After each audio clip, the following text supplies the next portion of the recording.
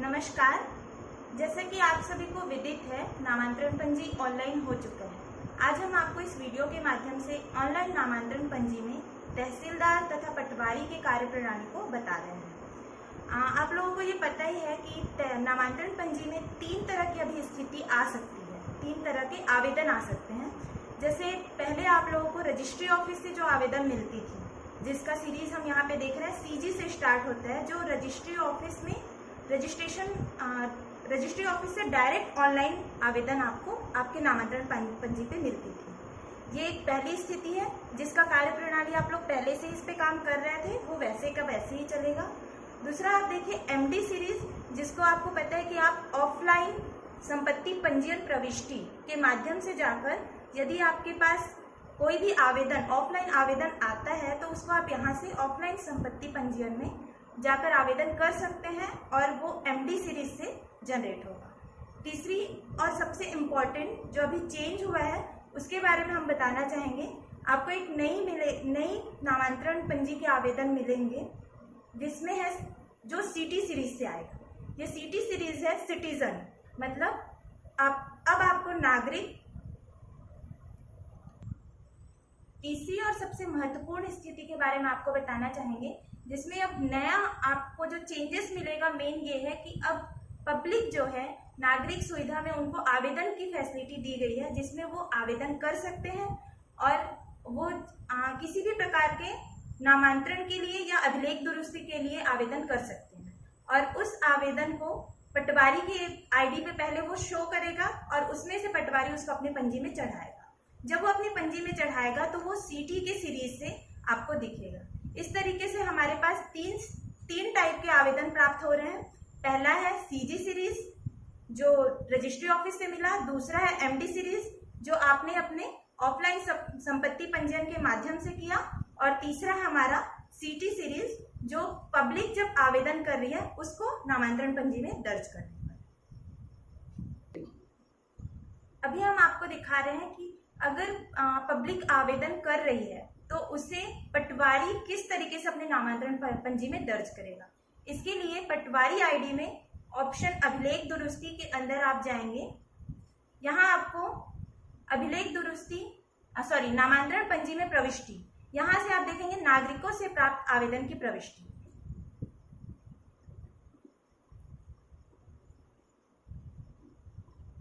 वर्ष चुनेंगे,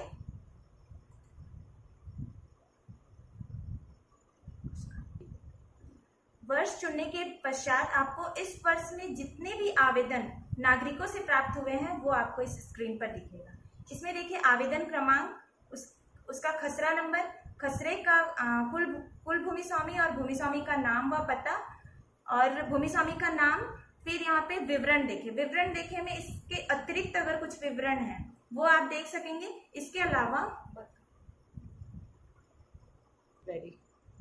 अलावा अन्य विवरण देखने के लिए विवरण देखे में क्लिक करने पर आपको ये स्क्रीन प्राप्त होगा, जिसमें आवेदन का क्रमांक, ग्राम, खसरा नंबर, रकबा, ई पंजीयन आईडी का नंबर और ये सारे डिटेल आपको उसमें प्राप्त होंगे। इसमें आपको जो पब्लिक डॉक्यूमेंट अपलोड करेगी वो डॉक्यूमेंट भी आप यहाँ पे देख सकेंगे कि वो क्या डॉक्यूमेंट नामांतरण के लिए किस डॉक्यूमेंट का प्रयोग कर रही है, और उसको आप वेरीफाई कर सकते हैं। वेरीफाई करने के पश्चात नामांतरण पंजी में प्रविष्टि करने के लिए यहाँ आप प्रविष्ट बटन पर क्लिक करें। यहाँ आपको मैसेज देगा, कृपया सुनिश्चित करें कि उपरोक्त प्रविष्टि की जांच कर ली गई है और नामांतरण पंजी में प्रविष्ट करना चाहते हैं। आप जैसे ही इसे प्रविष्ट करने के लिए ओके बटन क्लिक करेंगे, आपको आवेदन क्रमांक की हल्का पटवारी द्वारा नामांतरण पंजी में प्रविष्ट कर लिया गया है। अब ये आपके नामांतरण पंजी में सीटी के सीरीज से प्रदर्शित होगा।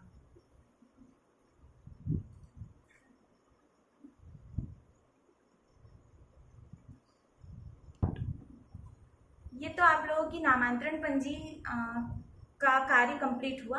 अब हम आगे देखते हैं कि जो नामांतरण प्रक्रिया है उसे प्रारंभ करने का कार्य। अभी तक नामांतरण प्रक्रिया प्रारंभ करने का कार्य पटवारी द्वारा किया जा रहा था, जिसमें अब चेंजेस करते हुए उसे तहसीलदार के आईडी में दे दिया गया है। अब इसे तहसीलदार द्वारा प्रारंभ किया जाएगा और पटवारी उसकी स्टेटस देख सकते हैं। तो यहाँ पे हम देखते हैं ये तहसीलदार आईडी है हमारा। इसमें प्रबंधन में जाएंगे, यहाँ अभिलेख दुरुस्ती पंजी, जब यहाँ जाएंगे तो हमें पूरा एक पंजी प्राप्त होगा। अभिलेख दुरुस्ती पंजी में ग्राम तथा वर्ष चुनने के पश्चात ये आपको पंजी दिखेगा।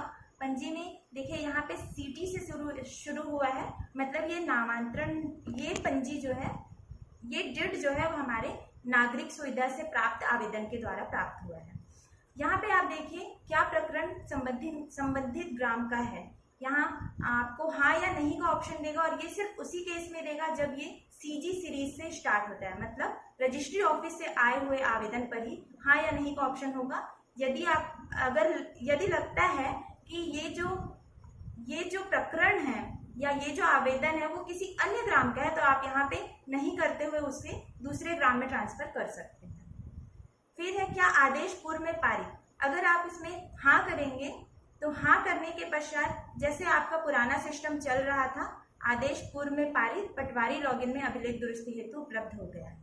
ये कार्य तहसीलदार के करने के पश्चात अभिलेख दुरुस्ती का कार्य अब पटवारी लॉगिन पे उपलब्ध हो गया और पटवारी इसमें अभिलेख दुरुस्ती का कार्य कर सकता है। इसी प्रकार देखिए, यदि हम इसमें क्या आदेश पूर्व में पारित नहीं करके चलते हैं, नहीं करने पर हमें यहाँ पे पेशी तारीख डालना होगा। पेशी तारीख जैसे हम डाल लेते हैं और इसे प्रविष्ट कर लेते हैं। ये सिस्टम आपके मैनुअल सिस्टम की तरह ही पूरा कार्य करेगा, जिसमें पेशी तारीख डालना है। पेशी तारीख के बाद इस्तेहार या नोटिस जारी करते हैं आप जैसे मैनुअल में, वैसे ही आपको यहाँ पे इस्तेहार नोटिस जारी करने का एक ऑप्शन दे रहा है। देखिए मैसेज आ गया, पेशी की तारीख सुरक्षित हुआ। ये होने के बाद आपको इस्तेहार नोटिस जारी करें। इस्तेहार नोटिस जारी करने के लिए आप यहाँ क्लिक करेंगे तो आपको जो फॉर्मेट ऑलरेडी बना हुआ है उस फॉर्मेट में इस्तेहार और नोटिस जारी हो जाएगा। इस्तेहार नोटिस सफलतापूर्वक जारी कर लिया गया है, कृपया इस्तेहार नोटिस डाउनलोड कर लें। ये मैसेज आपको दे रहा है। इसके बाद जैसे ही आपने इस्तेहार नोटिस जारी किया, आपको एक इस ऑप्शन में जारी इस्तेहार नोटिस देखें, ये आपको इनेबल मिलेगा। आप यहाँ से नोटिस और इस्तेहार दोनों पीडीएफ के फॉर्म में देख सकते हैं और इसका प्रिंट निकाल के दे सकते हैं आप। ये देखिए, ये हमारा राजस्व मामले में नोटिस, इसी प्रकार इस्तेहार भी आपको यहाँ से मिल जाएगा। उसके बाद आपका पावती अपलोड करना है। जिस प्रकार आप लोग नोटिस या इस्तेहार देने के बाद उसकी पावती लेकर आते हैं और उसे अपने मैनुअल रिकॉर्ड में रखते हैं, उसी प्रकार उसी पावती को यहाँ पे अपलोड करना है। यहाँ आपको दिखा रहा है पावती अपलोड करें। यहाँ से पावती का आप फॉर्म अपलोड कर सकते हैं, पीडीएफ अपलोड कर सकते हैं।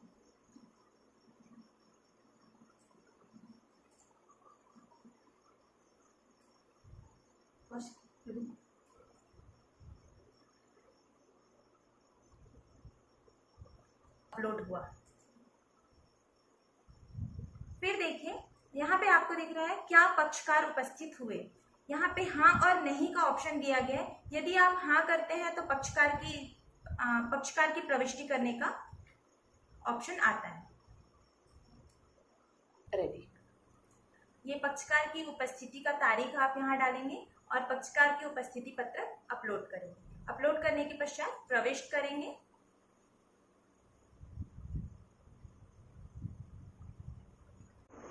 पक्षकार उपस्थित होने के पश्चात ये उसकी एंट्री दर्ज करने पर यहाँ पे आपको राइट का साइन दिखेगा। उसके बाद क्या आपत्ति प्रस्तुत की गई, यहाँ आप हाँ या नहीं का ऑप्शन दिया है।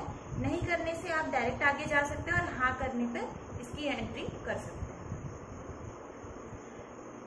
ये देखिए, इसमें आपत्ति करने का दिनांक डालेंगे, आपत्ति पत्रक अपलोड करना है, राजस्व न्यायालय का हेड चुनना है। यहाँ पे किस हेड के तहत आपत्ति की गई है उसके तहत आप कोई भी हेड यहाँ पे सेलेक्ट कर सकते हैं। यहाँ फिर आपत्तिकर्ता का विवरण जोड़ना है, जिसने भी आपत्ति किया है उसके नाम डालना है। जैसे यहाँ पे हम डाल रहे हैं राम, जो अभी कंपलसरी फील्ड ही भर देते हैं। ये डालने के बाद आपत्तिकर्ता जोड़ेंगे।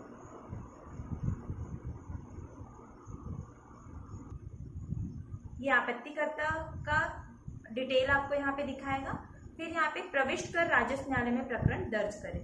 इसके पहले हमने यहाँ पे आपत्ति पत्रक अपलोड नहीं किया है, इसे भी अपलोड कर लेंगे।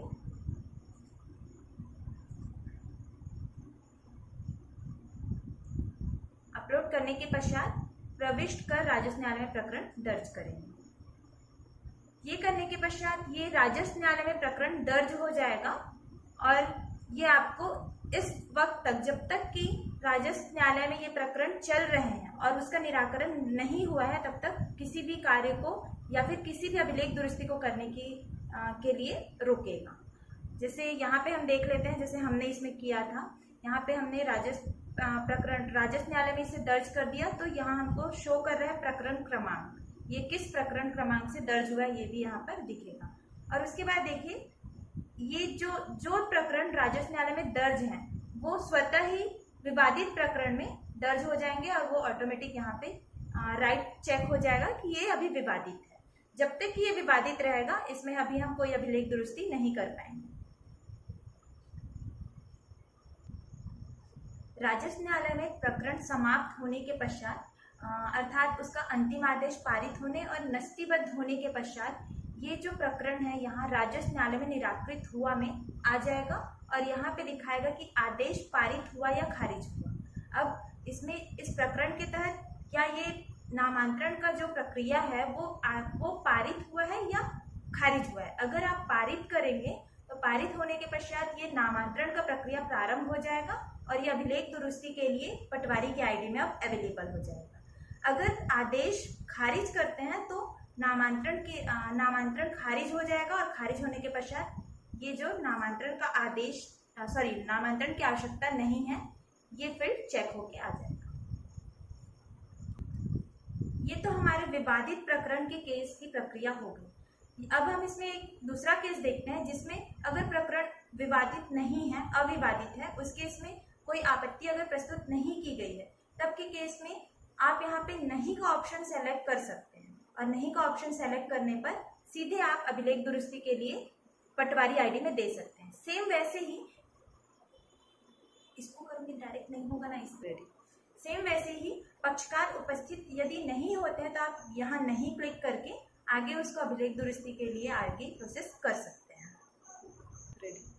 यहाँ आपको मैसेज दे रहा है पक्षकार उपस्थित नहीं हुए, आदेश क्रमांक दिस तथा दिनांक, ये वर्तमान दिनांक जिस डेट में आप नहीं को चुनेंगे वो डेट दिखाएगा, के तहत अभिलेख दुरुस्ती हेतु उपलब्ध है। ये जो प्रकरण है अब ये अभिलेख दुरुस्ती के लिए पटवारी के आईडी में उपलब्ध है और पटवारी इस पर अभिलेख दुरुस्ती करेगा। उपस्थित नहीं होने पर ये हमको ये मैसेज यहाँ पे भी दिखा देगा, पक्षकार उपस्थित नहीं हुए, आदेश क्रमांक इतने तथा दिनांक इसके तहत अभिलेख दुरुस्ती हेतु उपलब्ध है। अब ये सेम मैसेज आपको पटवारी आईडी पे भी दिखेगा और पटवारी आईडी पे जो तहसीलदार यहाँ से कार्य करेंगे नामांतरण प्रक्रिया प्रारंभ करने के पूर्व, वो उसके सारे स्टेटस आपको पटवारी आईडी पे दिखेगा। तो हम ये पटवारी आईडी एक देख लेते हैं। ये जैसे ये पटवारी आईडी है, इसमें देखिए हमने यहाँ पे आदेश पूर्व में पारित नहीं हुआ, इसके बाद इसने पेशी तारीख जो दिए थे वो दिख रहा है, नोटिस और इस्तिहार भी हम यहाँ से देख सकते हैं, पावती अपलोड हो चुका है, पक्षकार उपस्थित हुए हैं इसमें और अभी इसमें प्रकरण दर्ज है, मतलब ये अभी विवादित में रहेगा और इसमें अभी कार्य नहीं हो पाएगा, अभिलेख दुरुस्ती का कार्य पेंडिंग रहेगा। इसी प्रकार जैसे अभी हमने एक 157 खसरे में देखा था, उसका देख लेते हैं। ये देखिए इसमें यहाँ पे हमको पटवारी के आईडी पे पक्षकार उपस्थित नहीं हुए हैं, आदेश क्रमांक इसके तथा दिनांक दिस के तहत अभिलेख दुरुस्ती हेतु उपलब्ध है। तो अभी पटवारी अब इस खसरे पर अभिलेख दुरुस्ती का कार्य संपन्न कर सकते हैं। स्टार्ट। यहाँ पर एक और चीज है, पटवारी आईडी में ही देखिए यहाँ पे पटवारी प्रतिवेदन, अगर किसी भी स्टेज में तहसीलदार द्वारा किसी भी खसरे के रिस्पेक्ट में कोई प्रतिवेदन मांगा जाता है या फिर नहीं भी मांगा जाता और आपके पास उससे संबंधित कोई भी डॉक्यूमेंट है तो आप यहाँ पे उस खसरे के रिस्पेक्ट में अपलोड कर सकते हैं और ये प्रतिवेदन तहसीलदार की आईडी में उनको दिखेगा और वो वहां से उसको डाउनलोड करके चेक कर सकते हैं। अर्थात अब ये कह सकते हैं कि तहसीलदार का कार्य सिर्फ तीन ही कार्य है, पटवारी का सिर्फ तीन ही कार्य है। पहला कार्य है, अगर नागरिकों से आवेदन प्राप्त होता है तो उसे अपने पंजी में दर्ज करना, दूसरा पटवारी प्रतिवेदन अपलोड करना, और तीसरा तहसीलदार के द्वारा प्रक्रिया प्रारंभ करने के बाद उसमें अभिलेख दुरुस्ती का कार्य संपन्न करना। अब एक और चीज देख लीजिए, आपके होम पेज पे हम चलते हैं। पटवारी होम पेज पे देखिए, पंजीयन हेतु नागरिकों से प्राप्त कुल आवेदन की संख्या। यहाँ पे आपको अगर आवेदन आए हैं नागरिकों से तो उसकी संख्या दिखाएगा और उसमें फिर आपको जाके आगे पंजी में प्रविष्ट करना है। इसी प्रकार अगर तहसीलदार के द्वारा अभिलेख दुरुस्ती के लिए आप पटवारी के लिए उपलब्ध करा दिया गया है, मतलब अगर नामांतरण की प्रक्रिया प्रारंभ हो चुकी है तो वो आपको यहाँ पे दिखाएगा अभिलेख दुरुस्ती हेतु उपलब्ध संख्या। तो आप यहाँ से जाकर के किस ग्राम में कितने अभिलेख दुरुस्ती के लिए आए हैं, आप वहां जाके उसको अभिलेख दुरुस्ती का कार्य संपन्न कर सकते हैं। इसी प्रकार हम देखते हैं तहसीलदार की आईडी में भी ये अभिलेख दुरुस्ती पंजी जिसमें प्रक्रिया प्रारंभ नहीं हुई है उनकी संख्या दिखा रहा है, ताकि तहसीलदार इनमें जल्दी से प्रक्रिया प्रारंभ कर सके और उसके बाद वो आपको अभिलेख दुरुस्ती के लिए अवेलेबल हो सके। धन्यवाद।